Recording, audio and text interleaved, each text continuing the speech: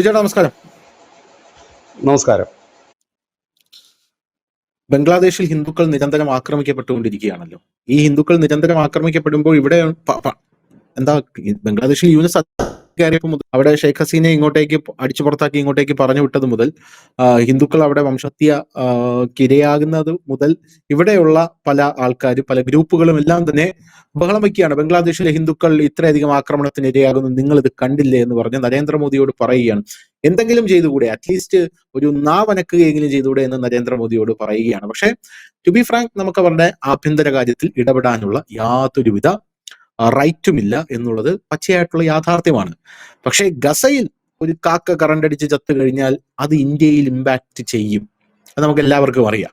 അത് അവരുടെ സാഹോദര്യമാണ് എന്ന് നമ്മൾ പറഞ്ഞ് ആശ്വസിക്കും. ആ സാഹോദര്യം വോട്ടിൽ കൂടെ എഫക്ട് ചെയ്യുന്നത് കൊണ്ട് നമ്മളും ആ ബിജുചേട്ടൻ പറയുന്നത് പോലെ ആ കൈലിമുണ്ടെടുത്ത് കഴുത്തിലിടും. എന്നിട്ട് നമ്മളും അവരുടെ കൂടെ ചേർന്ന് നിന്ന് അവരുടെ കണ്ണീരൊപ്പാനും കരയാനൊക്കെ നിൽക്കും. അതൊക്കെ പോട്ടെ, അതൊക്കെ വേറെ ഡിപ്പാർട്ട്മെന്റ്. എന്തായാലും ഇപ്പോ ബംഗ്ലാദേശിൽ നരേന്ദ്രമോദി എന്തെങ്കിലുമൊക്കെ ചെയ്യണമല്ലോ. അവിടേക്ക് ഒരു കത്തുമായി നമ്മുടെ ജയശങ്കർ പോയിട്ടുണ്ടായിരുന്നു. അതൊക്കെ നമ്മൾ എടുത്ത സംഭവങ്ങളാണ്. അവിടെ ഈ ദീപു ചന്ദ്രദാസ് എന്ന് പറയുന്ന വ്യക്തി അവിടെ ചുട്ടുകൊന്നു. അതിനുശേഷം നമ്മൾ ഇന്ന് ന്യൂസ് ഇന്ത്യ മലയാളത്തിൽ കൊടുത്തൊരു വാർത്തയുണ്ട് കേട്ടോ ബിജുചേട്ടാ, വളരെ ഷോക്കിംഗ് ആണ്. Shocking viral confession of Hindu SI murder in Habiganj Bangladesh. ഒരു ഹിന്ദു SI സബ് ഇൻസ്പെക്ടറാണ് അയാൾ, സന്തോഷ് എന്നാണ് പേര്. അയാളുടെ തലയിൽ കൂടെ മണ്ണെണ്ണ അല്ലെങ്കിൽ പെട്രോൾ ഒഴിച്ച് കൊളുത്തിയിട്ട് അയാൾ ഓടി കുളത്തി ചാടി ഈ മരണത്തിൽ നിന്ന് രക്ഷപ്പെടാം. ഗുരുതരമായിട്ട് പരിക്കേറ്റു. ജീവിച്ചിരിപ്പുണ്ടോ മരിച്ചോ എന്നൊന്നും വ്യക്തമല്ല. അതായിരുന്നു അവിടുത്തെ രണ്ടാമത്തെ അട്രോസിറ്റി. എന്തായാലും നല്ല കാര്യം, ഏഷ്യാനെറ്റ് ന്യൂസ് അടക്കമുള്ള മാധ്യമങ്ങൾ ഇത് റിപ്പോർട്ട് ചെയ്തിട്ടുണ്ട്. കഴിഞ്ഞ തവണ അറ്റാക്ക് ഉണ്ടായ സമയത്ത് ഇവരെല്ലാം കൂടെ ചേർന്നിരുന്നു കൊണ്ട് ആ ബംഗ്ലാദേശിൽ താമസിക്കുന്ന ഏതോ ഒരു മലയാളിയെ പിടിച്ചുകൊണ്ട് വന്ന് ഇവിടെ ഒരു കുഴപ്പമില്ല എന്നൊക്കെ പറഞ്ഞ് റിപ്പോർട്ട് ചെയ്തത്. പക്ഷെ ഇത്തവണ അങ്ങനെയല്ല കാര്യങ്ങൾ.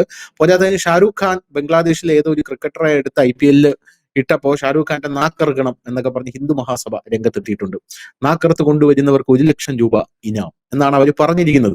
പോരാത്തതിന് നരേന്ദ്രമോദിക്ക് കത്ത് എഴുതിയിട്ടുണ്ട് നേതാവ്, പറയുകയാണ് ഈ ഷാരൂഖ് ഖാന്റെ സ്വത്തുക്കളെല്ലാം കണ്ടുകെട്ടണം എന്നുള്ളത്. ഇത് ആദ്യമായിട്ടല്ല, നേരത്തെ പാകിസ്ഥാന്റെ താരങ്ങളെയൊക്കെ IPL എടുത്ത് ഷാരൂഖ് ഖാൻ നേരത്തെയും വിവാദത്തിൽ ഏർപ്പെട്ടിട്ടുണ്ട്. അത് നമുക്ക് എല്ലാവർക്കും അറിയാം. അതൊക്കെ വേറെ ഡിപ്പാർട്ട്മെന്റ്, അതൊക്കെ പോട്ടെ. അപ്പൊ നമ്മൾ പറഞ്ഞു വന്നാണ് ഈ ഫോർമർ സ്റ്റുഡന്റ് മൂവ്മെന്റ് ലീഡർ ആയിട്ടുള്ള ഇയാള്, അതായത് ഈ SI സന്തോഷ് എന്ന് പറയുന്ന വ്യക്തിയുടെ തലയിൽ പെട്രോളും മണ്ണെണ്ണയും അല്ലെങ്കിൽ പെട്രോളോ മണ്ണെണ്ണയോ ഒഴിച്ച് കൊളുത്തിയ ഇയാള് കഴിഞ്ഞ ദിവസം boldly walks into the police station yesterday with a mob and openly admits. ഒരു വലിയ ജനക്കൂട്ടമായിട്ട് ബംഗ്ലാദേശിലെ ഒരു പോലീസ് സ്റ്റേഷനിലോട്ട് വരികയാണ്. വന്നിട്ട് അയാള് പറയുകയാണ്, പോലീസിനോട് ചോദിക്കുകയാണ്, ഡു യു റെക്കഗ്നൈസ് മീ, നിനക്കെന്നെ മനസ്സിലാവുന്നുണ്ടോടാ ചോദിക്കുകയാണ്. I am the one who burned Hindu sub inspector Santosh alive, ഞാനാണ് ഹിന്ദു സബ് ഇൻസ്പെക്ടറെ കത്തിച്ചയാൾ, നിനക്കെന്നെ മനസ്സിലാവുന്നുണ്ടോ? I also set Baniachong police station on fire. Baniachong police station കഴിഞ്ഞ ഓഗസ്റ്റില് റയറ്റ് നടന്നപ്പോ തീ വെച്ചില്ലേ, അതും ഇങ്ങോട്ട് നോക്കിയേ ഞാൻ തന്നെയാണ് എന്ന് പറയുകയാണ്. അതിന്റെ ദൃശ്യങ്ങള് ഇപ്പോ സമൂഹ മാധ്യമങ്ങൾ അതിഭീകരമായിട്ട് വൈറലാവുകയാണ്. നമുക്ക് ആ ദൃശ്യങ്ങൾ കൊടുക്കാൻ പറ്റുമോ എന്നറിയില്ല, ഞാൻ ആ വാർത്ത കൊടുത്തിട്ടുണ്ട്. അപ്പൊ ഇത്തരത്തിലുള്ള ഇതാണ് യഥാർത്ഥത്തിൽ ഒരു പെർഫെക്റ്റ് ഇസ്ലാമിക രാജ്യം. അവിടെ ചോദിക്കാനും പറയാനൊന്നും ആരുമില്ല. പോലീസ് സ്റ്റേഷനിലേക്ക് അവർ പോയി ഭരണഘടനയൊക്കെ എടുത്ത് തോട്ടിലെറിഞ്ഞ് ഇതാണ് അവിടെ സംഭവിക്കുന്നത്. അപ്പൊ എന്തെങ്കിലുമൊക്കെ ചെയ്യണമല്ലോ എന്ന് പല ആൾക്കാരും ഇവിടെ ചോദിക്കുന്നുണ്ട്, അവിടെയുള്ള ഹിന്ദുക്കളെ ഇങ്ങനെ ലൈവായിട്ട് ബേൺ ചെയ്യുന്നതിൽ. അപ്പൊ ഇപ്പോ നമുക്ക് വരുന്ന റിപ്പോർട്ട് അനുസരിച്ച് ഒരു കരാറുണ്ട്, ഗംഗാ ജലക്കരാർ. ഈ ഗംഗാ ജലക്കരാർ നിർത്തിക്കഴിഞ്ഞാൽ ബംഗ്ലാദേശിന് വെള്ളം കിട്ടില്ല എന്നുള്ളൊരു റിപ്പോർട്ട് ഇപ്പൊ പുറത്തു വരുന്നുണ്ട്. അതിന്റെ കരാറിന്റെ കാലാവധി ഏകദേശം തീരാറായി എന്നറിയാൻ സാധിക്കുന്നുണ്ട്. അപ്പോ ആ കരാറ് തീർന്നു കഴിഞ്ഞാൽ എന്തായിരിക്കും ബംഗ്ലാദേശിന്റെ അവസ്ഥ എന്നാണ് ഇപ്പൊ പല ആൾക്കാരും ചോദിക്കുന്നത്. നരേന്ദ്രമോദി ചില ആൾക്കാർ പ്രഷർ ചെയ്യുന്നുണ്ട്, കാരണം ബംഗ്ലാദേശിന് ഇനി വെള്ളം കൊടുക്കേണ്ട ആവശ്യമില്ല, പാകിസ്ഥാന്റെ ഗതി വരുത്തണമെന്ന് പറയുന്നുണ്ട്. ചില ആൾക്കാർ പറയുന്നത് പഴയ അളവിൽ വെള്ളം കൊടുക്കണ്ട. അപ്പൊ ബംഗ്ലാദേശിനും ഈ കാര്യത്തിൽ ആശങ്കയുണ്ട് എന്നുള്ളതാണ് വേറൊരു പ്രധാനപ്പെട്ട കാര്യം എന്ന് പറയുന്നത്. എന്തായാലും അത്തരത്തിലൊരു തിരിച്ചടി ബംഗ്ലാദേശിന് ഈ ഒരു ഘട്ടത്തിൽ കൊടുക്കാൻ ഇന്ത്യ തയ്യാറാകുമോ എന്നുള്ളതാണ് നമുക്കറിയേണ്ടത്. Over to you. പണ്ട് ചിലർ പറഞ്ഞിരുന്നു ഇനി ഭാവിയിലെ യുദ്ധം ജലത്തിന് വേണ്ടിയാകും എന്ന് പറഞ്ഞിരുന്നു. നമ്മൾ മുൻപൊക്കെ കേട്ടിരുന്നത് ഹൈഡ്രജൻ ബോംബ് ഇല്ലെങ്കിൽ ന്യൂക്ലിയർ ബോംബ് എന്നാണെങ്കിൽ ഇപ്പോഴത് വാട്ടർ ബോംബ് എന്ന് ആണ് നമ്മൾ ഈ ഇടക്കാലത്ത് കേട്ടു തുടങ്ങുന്നത്. കാരണം വെള്ളം ഒരു വലിയ ഇഷ്യൂ ആണ്. നമ്മളിന്ന് ലോകത്തെ വിവിധ രാജ്യങ്ങളുടെ വിഷയങ്ങൾ എടുത്ത് നന്നായി ഒന്ന് പരിശോധിക്കുകയാണെങ്കിൽ അതിനകത്തും വെള്ളം ഒരു ഇമ്പോർട്ടന്റ് ഘടകമാണ്. പലയിടത്തെയും ഡാമുകൾ കൂടിയാണ് ക്യാച്ച് ചെയ്യുന്നത്. അതായത് ഈ പിടിച്ചെടുക്കാൻ വേണ്ടി പുടിൻ ശ്രമിക്കുന്ന ഏരിയകൾ പരിശോധിച്ചു കഴിഞ്ഞാൽ അതിനകത്തും ജലസംഭരണികളുണ്ട്, പാടശേഖരങ്ങളുണ്ട്. അപ്പോൾ ഇതും കൂടെ വെച്ചിട്ടാണ് ആൾക്കാർ സ്ഥലം ഏറ്റെടുക്കുന്നത്. അല്ലെങ്കിൽ ഇപ്പൊ സൊമാലിയ ലാൻഡ് കണക്ക് കഴിഞ്ഞ ദിവസം ട്രംപ് പോയിട്ടൊരു പുതിയ രാജ്യം ഉണ്ടാക്കിയായിരുന്നല്ലോ. അപ്പൊ അങ്ങനത്തെ ഒരു രാജ്യം ആർക്കും വേണ്ട. കാരണം അവിടെ ജലം ഉണ്ടാകണം, ഫലഭൂഷ്ടമായ കാര്യങ്ങൾ ഉണ്ടാകണം, ഇങ്ങനെയൊക്കെ ഉള്ളത് വേണം. ഇപ്പൊ ഇത്തരത്തിലേക്കാണ് കാര്യങ്ങൾ മുൻപോട്ട് പോകുന്നത്. ഇവിടെ നമ്മൾ കണ്ടതാണ് എന്താണ് ജലബോംബിന്റെ പവർ നമ്മൾ ഇപ്പോൾ കണ്ടുകൊണ്ടിരിക്കുന്നതാണ്. കാരണം പാകിസ്ഥാനിൽ സിന്ധു നദീജല കരാർ നമ്മൾ തൽക്കാലത്തേക്ക് മരവിപ്പിച്ച് റദ്ദാക്കിയെന്ന് നമ്മൾ പറയുന്നില്ല, മരവിപ്പിച്ച് നിർത്തിയിരിക്കുന്നത് മൂലം പാകിസ്ഥാൻ അനുഭവിക്കുന്ന ഒരു വലിയ ബുദ്ധിമുട്ടുണ്ട്. അതിന്റെ ബുദ്ധിമുട്ടിന്റെ കാഠിന്യം അവർക്ക് കൂടാൻ പോകുന്നേ ഉള്ളൂ. മാർച്ച് ഏപ്രിലൊക്കെ ആകുമ്പോഴേക്കും കഠിനമായ വേനൽക്കാലം ആരംഭിക്കുകയും അത് പാകിസ്ഥാനിൽ വലിയൊരു പ്രക്ഷോഭത്തിന് കാരണമാകുകയും ചെയ്യും. വലിയ ബുദ്ധിമുട്ടാണ് അവർക്ക് ഉണ്ടാക്കുന്നത്. ഇതിന് സമാനമായി തന്നെ ഇതേ മെത്തേഡ് തന്നെ നമ്മുടെ അഫ്ഗാനിസ്ഥാനും ഉപയോഗിച്ചു. അതായത് ഹിന്ദുക്കുഷ് പർവ്വത നിരകളിലൂടെ ഒഴുകി വരുന്ന, അതായത് അഫ്ഗാനിസ്ഥാനിലൂടെ ഒഴുകി വരുന്ന നദിയുടെ ഇടയിൽ അണക്കെട്ട് നിർമ്മിക്കും. ആ അണക്കെട്ട് നിർമ്മിക്കുന്നത് ഇന്ത്യയാണ്. ഇന്ത്യ ഭൂട്ടാനിലുള്ള അണക്കെട്ട് നിർമ്മിക്കുന്നതും ഇന്ത്യയാണ്. അവിടുത്തെ അതിന്റെ കൺട്രോൾ മുഴുവൻ ആ അണക്കെട്ടിന്റെ ഒക്കെ പണി പൂർത്തിയായി കഴിഞ്ഞിരിക്കുന്നു. ഇപ്പോൾ ഇതാ ബംഗ്ലാദേശും നമ്മളുമായിട്ട് വലിയ കുറെ ബന്ധങ്ങളുണ്ട്. ചരിത്രപരമായ ബന്ധങ്ങൾ മാത്രമല്ല, ജൈവികമായ ചില പ്രശ്നങ്ങളുണ്ട്, ജീവകാരുണ്യപരമായ പ്രശ്നങ്ങൾ. അപ്പോൾ അതിനകത്തൊന്ന് ജലമാണ്, നമ്മുടെയാണ് കുടിവെള്ളം. ഈ രണ്ടാമത്തെ കാര്യം, ബംഗ്ലാദേശിന്റെ ഗതാഗതം എന്ന് പറയുന്നത് നമ്മളുടെ രാജ്യം ഇല്ലെങ്കിൽ വലിയ ബുദ്ധിമുട്ടാണ് ബംഗ്ലാദേശിന്. കാരണം ഗതാഗതം എന്ന് വെച്ചാൽ ആളുകൾ അങ്ങോട്ടും ഇങ്ങോട്ടും പോകുന്നില്ല, ചരക്കിനാണല്ലോ നമ്മൾ ഗതാഗതം എന്ന് കൂടുതൽ നമ്മൾ പറയുന്നത്. ഈ ചരക്ക് കടത്തിനും നമ്മുടെ മണ്ണ് ഏറ്റവും കൂടുതൽ അവരൊക്കെ ഉപയോഗിച്ചേ പറ്റൂ. കാരണം നമ്മുടെ തുറമുഖങ്ങളാണ് അവർ കാലാകാലങ്ങൾ ഉപയോഗിച്ചുകൊണ്ടിരുന്നത്, നമ്മുടെ വ്യോമഗതാഗതമാണ് അവർ ഉപയോഗിച്ചുകൊണ്ടിരുന്നത്, നമ്മുടെ റോഡാണ് ഉപയോഗിച്ചുകൊണ്ടിരുന്നത്. അങ്ങോട്ടും ഇങ്ങോട്ടും ഒക്കെ വണ്ടി ഇപ്പോഴതും നിലച്ചിട്ട് ഇപ്പോൾ 1 വർഷമാകുന്നു. മൂന്നാമത്തെ ഒരു കാര്യം വൈദ്യുതിയാണ്. ഈ വൈദ്യുതി നമ്മൾ കൊടുക്കുന്നുണ്ട്, നമ്മുടെ പ്രൈവറ്റ് സെക്ടറിൽ നിന്നും കൊടുക്കുന്നുണ്ട്. ത്രിപുര പോലെയുള്ള സംസ്ഥാന സെക്ടറിൽ നിന്നും വൈദ്യുതി കൊടുക്കുന്നുണ്ട്, ഒറീസയിൽ നിന്ന് വൈദ്യുതി കൊടുക്കുന്നുണ്ട്. അങ്ങനെ പല ഭാഗത്തും നമ്മൾ ഇവർക്ക് വൈദ്യുതി കൊടുക്കുന്നുണ്ട്. ഈ അദാനിയുടെ വൈദ്യുതി, അദാനി പവർ ഗ്രിഡിൽ നിന്ന് കൊടുക്കുന്ന വൈദ്യുതി മുഴുവൻ ഇവരുടെ ഇൻഡസ്ട്രിയൽ ആവശ്യങ്ങൾക്കാണ്. ബാക്കി നമ്മൾ കൊടുക്കുന്ന, നമ്മുടെ സർക്കാർ കൊടുക്കുന്ന വൈദ്യുതി എന്ന് പറഞ്ഞാൽ ഇവരുടെ സിവിലിയൻ ആവശ്യങ്ങൾക്ക് കൊടുക്കുന്ന വൈദ്യുതിയാണ്. ഇതെല്ലാം കൊണ്ട് ഇടയ്ക്കിടയ്ക്ക് നമ്മൾ ഇത് കട്ട് ചെയ്യും. അങ്ങനെയൊക്കെ ഉള്ള വലിയ പ്രശ്നങ്ങളുണ്ട്. അതിനിടയിലാണ് ഇപ്പോൾ ഈ സിന്ധു നദീജല കരാറിന് പിന്നാലെ ഈ ഗംഗാ നദീജല കരാറിന്റെ കാലാവധി ഈ വർഷം ഡിസംബറിൽ തീരുകയാണ്. 30 വർഷമായി ഈ കരാർ, ഇത് തീരുകയാണ്. 30 വർഷത്തെ കരാറായിരുന്നു. ഈ കരാർ ഉണ്ടാക്കണം എന്നുള്ളത് ബംഗ്ലാദേശ് രൂപീകരിക്കുന്നതിന് മുമ്പ് തൊട്ടേയുള്ള വിഷയമാണ്. 1954 ഈ ബംഗ്ലാദേശിൽ, അന്നത് ബംഗ്ലാദേശ് അല്ലല്ലോ, കിഴക്കൻ പാകിസ്ഥാനാണ്. അപ്പോൾ ആ പാകിസ്ഥാനിലുള്ള ജനങ്ങൾ വലിയ പ്രശ്നം ഉണ്ടാക്കിയതാണ് ഈ വെള്ളം വിട്ടു തരണം എന്നൊക്കെ പറഞ്ഞു. അങ്ങനെ ഇത് വലുതായി 1971 ആയപ്പോൾ ബംഗ്ലാദേശ് എന്ന് പറയുന്ന രാജ്യം രൂപീകൃതമായി. അതിനുശേഷം 75 ഇന്ത്യ ഹൂഗ്ലി നദി എന്ന് പറയുന്നത് നമ്മുടെ കൊൽക്കത്തയിൽ ബംഗാളിലുള്ള ഒരു നദിയാണ്, അവിടെ ഒരു അണക്കെട്ട് നിർമ്മിച്ചു. ഉടനെ തന്നെ വലിയ പ്രശ്നങ്ങൾ ബംഗ്ലാദേശിലുണ്ടായി. കാരണം ഈ നദിയുടെ അണക്കെട്ട് സ്ഥാപിച്ച സ്ഥലത്തിന്റെ പേര് ഫറാക്ക നഗർ എന്നാണ്. ഫറാക്ക നഗർ. എന്താണ് ഈ ഫറാക്കയുടെ പ്രത്യേകത എന്ന് വെച്ച് കഴിഞ്ഞാൽ, ഈ ബറാക്കയിൽ നിന്നാണ്, ആ ഒരു പോയിന്റിൽ നിന്നാണ് ബംഗ്ലാദേശിന്റെ പത്മ നദിയിലേക്ക് നമ്മൾ ജലം കൊടുക്കുന്നത്. അപ്പൊ ആ പോയിന്റിൽ തന്നെ നമ്മൾ അന്ന് ഡാം പണിതു 75. നരേന്ദ്രമോദി കയറിയതിനു ശേഷം അദ്ദേഹം ഈ ഇന്ത്യയിൽ ഏറ്റവും കൂടുതൽ നിർമ്മിച്ചിട്ടുള്ളത് തടയണകളാണ്. തടയണകൾ മാത്രമല്ല, അദ്ദേഹം ചെയ്തത് ഈ ഉൾനാടൻ ജലാശയങ്ങൾ തമ്മിൽ ബന്ധിപ്പിച്ചു. ഇപ്പോ ധനുഷ് ആലപ്പുഴ വന്നിട്ടുള്ളതാണല്ലോ, അറിയാമല്ലോ. നമ്മുടെ അവിടെ കൂടെ പോകുന്ന കായലുകളെല്ലാം ഇപ്പോൾ ദേശീയ തലത്തിൽ ബന്ധിപ്പിച്ചിരിക്കുകയാണ്. അതായത് ഒരു ഡ്രഡ്ജറോ ഇല്ലെങ്കിൽ ചരക്കോ വന്നു കഴിഞ്ഞാൽ ഇവിടുന്ന് അത് കൊച്ചിക്കോ ഗോവക്കോ എങ്ങോട്ട് വേണമെങ്കിൽ കൊണ്ടുപോകാൻ തരത്തിൽ ഉൾനാടൻ ജലഗതാഗതങ്ങളെല്ലാം ഒന്നിച്ചു. ഈ ഒന്നിപ്പിക്കുമ്പോൾ ഉള്ള ഏറ്റവും വലിയൊരു പ്രത്യേകത എന്താണെന്ന് ചോദിച്ചു കഴിഞ്ഞാൽ, ഏതെങ്കിലും ഒരു നദിയിൽ, അതിപ്പോ ബ്രഹ്മപുത്ര ആയാലും മറ്റേതെങ്കിലും നദിയിലും ആയാലും വെള്ളം ഉയർന്നു കഴിഞ്ഞാലോ ഇല്ലെങ്കിൽ വെള്ളത്തിന് കുറവുണ്ടെങ്കിൽ ഇത് എങ്ങോട്ട് വേണം ട്വിസ്റ്റ് ചെയ്യാൻ പറ്റും. അതുകൊണ്ട് ഇന്ത്യയിൽ ഏതാണ്ട് നദീജലങ്ങളെല്ലാം സംയോജിപ്പിച്ചു കഴിഞ്ഞു. നമ്മുടെ മുഹമ്മദ് റിയാസ് തന്നെ മുമ്പ് ഈ സർക്കാരിന്റെ കാലത്ത് അദ്ദേഹം പറഞ്ഞിരുന്നു, ഇതുവഴി ഞങ്ങൾ ട്രാൻസ്പോർട്ടേഷൻ നടന്നു. പിന്നെ കേരള സർക്കാർ അതൊന്നും നടത്താനൊന്നും പോകുന്നില്ല. നടത്തുകയാണെങ്കിൽ വലിയ ലാഭകരമായ ഒരു ബിസിനസ് UP തുടങ്ങിയിട്ടുണ്ടത്.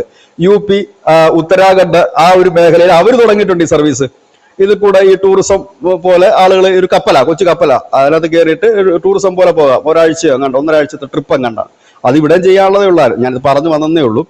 അപ്പോൾ ഈ പറയുന്ന ഫറാക്കയിൽ നിന്നുള്ള ആ പോയിന്റ്, ഫറാക്കയുള്ള പോയിന്റ് ആയിരുന്നു നമുക്ക് 75 നമ്മൾ പണിതെങ്കിൽ, പിന്നീട് നരേന്ദ്രമോദി വന്നതിന് ശേഷം അനവധി തടയണകൾ ഇതിന്റെ ഇടയ്ക്ക് ത്രിപുരയിലും ഒഡീഷയിലും എല്ലായിടത്തും കെട്ടിയിട്ടുണ്ട്. ഈ തടയണകൾ കെട്ടുമ്പോൾ ജലം തടയപ്പെടും. മറ്റൊരു പ്രധാനപ്പെട്ട കാര്യം എന്ന് വെച്ചാൽ, ഇപ്പൊ ബംഗ്ലാദേശിന്റെ 4ഓളം ഉദ്യോഗസ്ഥർ ഇപ്പൊ ഇന്ത്യയിലുണ്ട് ഇതുമായി ചർച്ച നടത്താൻ. നമ്മൾ ഈ കരാറുകൾ പുനഃപരിശോധിക്കുമ്പോൾ എല്ലാ കരാറായാലും പുനഃപരിശോധിക്കുമ്പോൾ അതിൽ ഒരുപാട് വ്യതിയാനങ്ങൾ വരുത്താറുണ്ട്. അതിപ്പോൾ നമ്മൾ വീടിന്റെ കോൺട്രാക്ട് ആയാലും 1 വർഷം കഴിഞ്ഞ് പുതുക്കുമ്പോൾ ഇത്ര ശതമാനം കൂടുതൽ വേണം, ഇല്ലെങ്കിൽ അങ്ങനെ ചെയ്യണം, ഇങ്ങനെ ചെയ്യണം, വീട്ടുടമസ്ഥൻ കുറെ കാര്യങ്ങൾ പറയും. എന്ന് പറഞ്ഞതുപോലെ തന്നെ നമ്മൾ ഈ കരാർ പുതുക്കുമ്പോൾ ചില പുതിയ ഡിമാൻഡുകൾ സ്വാഭാവികമായി തന്നെ വരും. അതാണ് ബംഗ്ലാദേശ് ഭയക്കുന്ന ഒരു കാര്യം. കാരണം ഈ ഡാമിന്റെ പണി കഴിഞ്ഞതിന് ശേഷം നമ്മൾ അവർക്ക് ആദ്യം കൊടുത്തുകൊണ്ടിരുന്ന വെള്ളം നിലവിൽ കൊടുക്കുന്നില്ലായിരുന്നു. അതിനിടയിൽ ഒരു സംഭവം നടന്നു, മനുഷ്യന് ഓർമ്മയുണ്ടാകും, കഴിഞ്ഞ വർഷമായിരുന്നു. ത്രിപുരയിൽ നിന്ന് അവിടുത്തെ ഡാം തുറന്നുവിട്ട് ഇവരുടെ കുറെ പഞ്ചായത്തുകളും ഗ്രാമങ്ങളും ജില്ലകളും ഒക്കെ വെള്ളത്തിനടിയിലായിപ്പോയി. അപ്പൊ ബംഗ്ലാദേശ് ഭയങ്കര പൂകിലായി, വെള്ളം തുറന്നുവിട്ട് ഞങ്ങളെ കൊല്ലുന്നു എന്നും പറഞ്ഞിട്ട്. ആ സമയത്ത് നമ്മൾ ചെയ്തൊരു വാർത്തയുണ്ട്, അതായത് അവിടെ വെള്ളം തുറന്ന് വെള്ളം ബംഗ്ലാദേശിൽ പൊങ്ങിയപ്പോൾ അവിടെ ദുരിതാശ്വാസം ലഭിക്കാത്ത ഹിന്ദു കുടുംബങ്ങൾക്ക് നിങ്ങൾക്ക് ദുരിതാശ്വാസം ലഭിക്കണമെങ്കിൽ നിങ്ങൾ മതം മാറണമെന്ന് പറഞ്ഞാൽ അങ്ങനെ അതൊരു ഓപ്പർച്യൂണിറ്റി ആക്കിയെടുത്തവന്മാർ മതം മാറ്റി അവിടെ. അത് കഴിഞ്ഞപ്പോഴത്തേനും നമ്മളുടെ വെള്ളം ഇത് സ്റ്റോപ്പ് ചെയ്ത് കഴിഞ്ഞപ്പോൾ പിന്നെയൊക്കെ പ്രശ്നമായി. വെള്ളമില്ലെന്നും പറഞ്ഞ പ്രശ്നം, വെള്ളം വന്നാലും പ്രശ്നം, വെള്ളമില്ലാതെ പ്രശ്നം. ഇതിനിടയിൽ നമ്മുടെ ഈ സംഘർഷം മൂർച്ഛിച്ചപ്പോ നമ്മുടെ ത്രിപുരയിൽ നിന്നൊരു ബസ് പോയിരുന്നു ബംഗ്ലാദേശിലേക്ക്. അവിടെ ബസ് സർവീസ് ഉള്ളതാണ്. അപ്പൊ പിൽഗ്രിംസ് ആണ്, കുറെ തീർത്ഥാടകർ പോയിരുന്നു. നമ്മൾ മുമ്പ് ചർച്ചയിലൊക്കെ പറഞ്ഞിരുന്നതാണ്. ധാക്കയിൽ വെച്ച് ഇത് ആക്രമിക്കപ്പെട്ടു. ദേ കിടക്കുന്ന ത്രിപുരയിലെ സർക്കാർ ഇങ്ങോട്ടേക്കുള്ള വൈദ്യുതി കംപ്ലീറ്റ് ബന്ദ് ചെയ്ത് കളഞ്ഞു, കട്ട് ചെയ്തു. അവര് 3-4 ദിവസത്തെ കട്ട് മൊത്തം ഇരുട്ടിലാക്കി കളഞ്ഞു ബംഗ്ലാദേശിൽ. അപ്പൊ പിന്നെയും പ്രശ്നങ്ങളായി. അപ്പം എന്ത് വന്നാലും നമ്മളിത് കൊടുത്തേ പറ്റൂ എന്നുള്ള അവസ്ഥയാണ്. പക്ഷെ ഇത് അതുപോലെയല്ല, നമ്മൾ ഈ പറയുന്ന കരാർ അതുപോലെയല്ല. കാരണം ഇത് അവരുടെ കുടിവെള്ളം മാത്രമല്ല, അവരുടെ ജലസേചന സൗകര്യങ്ങൾ, കൃഷിക്ക് വേണ്ട സൗകര്യങ്ങൾ, ഒരു വെള്ളം എന്തൊക്കെ തരത്തിലാണ് ഒരു സമൂഹത്തിന് അനിവാര്യമായിട്ടുള്ളത്, അതിനെല്ലാം വേണ്ടത് ഈ ഒരു കരാറാണ്. ഈ കരാറിൽ ഇന്ത്യ കൂടുതൽ സ്ട്രിക്റ്റ് ആയിട്ടുള്ള ആക്ഷൻസ് കൊണ്ടുവന്നാൽ അത് ബംഗ്ലാദേശിനെ കുറച്ചൊന്നുമല്ല ബുദ്ധിമുട്ടിപ്പിക്കുന്നത്. ഇനി ഇതിനിടയിൽ ഇപ്പൊ ഫെബ്രുവരി നമ്മളെല്ലാം പ്രതീക്ഷിച്ചിരിക്കുന്നത് ബംഗ്ലാദേശിൽ പുതിയ സർക്കാർ വരുമെന്നാണല്ലോ. പുതിയ സർക്കാർ വന്ന് ജനാധിപത്യ രീതിയിലായി വരുമെന്നാണ്. അതല്ല, വീണ്ടും ഈ ഭീകരന്മാരുടെ കൈകളിലേക്കാണ് ഇത് പോകുന്നതെങ്കിൽ നിർദാക്ഷിണ്യം ഇന്ത്യ കയറി അടിക്കുകയോ ഇല്ല ഇന്ത്യക്കെതിരെ എന്തെങ്കിലും തരത്തിൽ പ്രതികരിക്കുകയോ ചെയ്താൽ പാകിസ്ഥാനോട് ചെയ്തതുപോലെ തന്നെ ബംഗ്ലാദേശിനോട് ഇന്ത്യക്ക് ചെയ്യാൻ കഴിയും. ഈ കരാർ തന്നെ മരവിപ്പിച്ച് നിർത്താൻ കഴിയും. കാരണം ഇത് ഉള്ള കാലം മുഴുവൻ കൊടുക്കണമെന്നൊരു കരാറല്ല, മരവിപ്പിച്ച് നിർത്താൻ കഴിയും. മരവിപ്പിച്ചില്ലെങ്കിൽ പോലും, അതായത് ഒഫീഷ്യലി മരവിപ്പിച്ചില്ലെങ്കിൽ പോലും ഈ വെള്ളം കൺട്രോൾ ചെയ്യാൻ നമുക്ക് പറ്റും. നിലവിൽ പറ്റുന്നുണ്ട്. 75-ൽ തന്നെ നമുക്കത് പറ്റി, ഇപ്പൊ കൂടുതൽ പറ്റുന്നുണ്ട്. അതായത് നമ്മൾ വിചാരിച്ച വെള്ളം അങ്ങോട്ട് പോകാതിരിക്കും. അതിന് നമുക്ക് ഒരുപാട് ന്യായീകരണങ്ങളുണ്ട്. ഒന്നാമത്തെ കാര്യം, ഈ വെള്ളം ഒരു പരിധിവരെ ഉയർന്നാൽ മാത്രമേ ഇത് ഈ പത്മ നദിയിലേക്ക് ഒഴുകൂ. ഈ വെള്ളം ഉയർന്നില്ലെങ്കിൽ ഒഴുകത്തില്ലല്ലോ. ധനുഷിന് അറിയാമോ, നമ്മുടെ മുല്ലപ്പെരിയാർ ഡാമിന്റെ വെള്ളത്തിന്റെ അടി 140 അടി ഉയർത്തണം തമിഴ്നാട് ആവശ്യപ്പെടുന്നത് എന്തുകൊണ്ടാണ്? ജലനിരപ്പ് ഉയർന്നാലേ താഴോട്ട് ഒഴുകൂ. ഇവർക്ക് തമിഴ്നാട്ടിലേക്ക് വെള്ളം കൊണ്ടുപോകണം, ജലനിരപ്പ് ഉയരണം. അപ്പൊ ഈ ജലനിരപ്പ് ഇവിടെ പിന്നെ ആ വിഷയമില്ല. ഇപ്പൊ ഇന്ത്യ ആ ജലനിരപ്പ് ഉയർത്താതിരിക്കുകയും ഈ ഉയരുന്ന ജലം മറ്റ് കനാലുകൾ വഴി മറ്റ് സ്റ്റേറ്റുകളിലേക്കോ മറ്റു കാര്യങ്ങൾക്കോ കൊണ്ടുപോയി കഴിഞ്ഞാൽ വെള്ളം കിട്ടത്തില്ല. ടെക്നിക്കലി ചോദ്യം ചെയ്യാൻ പറ്റില്ല, ടെക്നിക്കലി വെള്ളം പൊങ്ങിയില്ല എന്ന് പറയാം. ഇനി വെള്ളത്തിന് ഇവർ കിടന്ന് ആക്രാന്തം പിടിക്കുകയാണ്, വെള്ളം കൂടുതൽ തുറന്നു വിട്ടാലും വിഷയമാണ്. അത് താങ്ങാനുള്ള കപ്പാസിറ്റി ഈ പത്മ നദിക്കുണ്ടോ എന്നുള്ളതൊക്കെയാണ് ഇപ്പോഴത്തെ ചർച്ച. അതായത് വെള്ളം കൂടുതൽ വഹിക്കാനുള്ള കപ്പാസിറ്റി ഉണ്ടോ, അതുപോലെ ഈ കനാലുകളുടെ ആഴം കൂട്ടുക, ഒപ്പം തന്നെ പാരിസ്ഥിതിക പ്രശ്നങ്ങൾ ഉണ്ടാകാം ഇതിന്റെ വെള്ളം പൊങ്ങിയാലും പൊങ്ങിയില്ലെങ്കിലും ഒക്കെ. അതെല്ലാം പഠിച്ച് ഗുണിച്ചിട്ട് നമ്മൾ ഒന്നുകിൽ ഒരു റേഷൻ വെക്കും. ഇതെന്തായാലും ഈ കരാർ വരുമ്പോഴത്തേനും ഒരു പുകിലുണ്ട്. എന്തായാലും അവര് വെക്കുന്ന ഡിമാൻഡിൽ നമുക്ക് എന്തായാലും വെള്ളം കൊടുക്കാൻ പറ്റില്ല. ഇനി അതിനു മുമ്പ് ഈ കരാർ തന്നെ ഇല്ലാതാക്കുമോ എന്നുള്ളതാണ് നമ്മൾ കരുതുന്നത്. ഈ കരാർ തന്നെ ഇല്ലാതാക്കുക എന്ന് പറഞ്ഞു കഴിഞ്ഞാൽ അതോടുകൂടി തീർന്നു. സിന്ധുവിനെ കൊണ്ട് നമ്മൾ പാകിസ്ഥാനെ അടിപ്പിച്ചു, ഗംഗയെ കൊണ്ട് ബംഗ്ലാദേശിനെ അടിപ്പിച്ചു. നമ്മുടെ 2 മഹാനദികൾ 2 രാജ്യങ്ങൾക്ക് പണി കൊടുക്കുന്ന മനോഹരമായ കാഴ്ച ഈ ഡിസംബർ അല്ല, എനിക്ക് തോന്നുന്ന ഒരു ഓഗസ്റ്റ് മാസം കഴിയുമ്പോൾ തൊട്ട് നമുക്ക് അറിയാൻ കഴിയും ഇത് എങ്ങോട്ടാണ് പോകുന്നതെന്ന്. ബംഗ്ലാദേശികൾക്ക് ആ കിടക്കുന്ന പ്രാന്തന്മാർക്കൊന്നും ഇതിന്റെ അവസ്ഥ ഇതുവരെ മനസ്സിലായിട്ടില്ല. അത് അവർക്ക് മനസ്സിലാകുന്നേ ഉള്ളൂ. ഏതായാലും നരേന്ദ്രമോദി എപ്പോഴും പറയാറുണ്ട് ഇത് നാരീശക്തിയാണ്. ഓപ്പറേഷൻ സിന്ദൂർ സ്ത്രീകളുടെ നെറ്റിയിൽ അണിഞ്ഞ സിന്ദൂര തിലകമായിരുന്നു.